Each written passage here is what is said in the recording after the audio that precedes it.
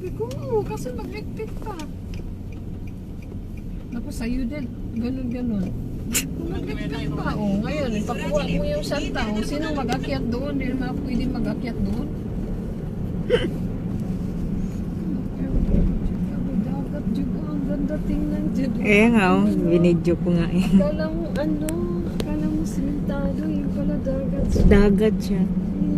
Diyan na doon sa kabila yung bahay ni Shika. Diyan? Diyan naman. Likod na.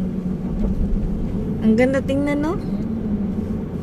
Tingnan mo doon banda, yung paakyat na siya ba? Kaya nga, ayun doon, no? Nag-flow yung tubig. Parang ano lang. Uy, ikot-ikot lang.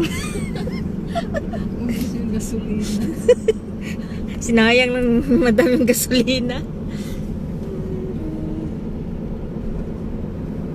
Babalik-balik. Sana sinabihan na lang niya yung mama na balik na lang bukas. Hindi. Kaya nga, may bukas pa naman eh. Ewan ko. Ikaw na naman magsabi ngayon na bukas na lang. Madam, hindi siguro rin makapaghintay yung tao. Hindi rin yan si Madam Hindi rin makapagantay. siguro alam ni mo sana. Kasi bakit nag-yes siya nung sinabi kong dalhin yung susi. Hindi siguro Hindi. niya alam na darating yan. Siguro. Ikaw naman magsabi.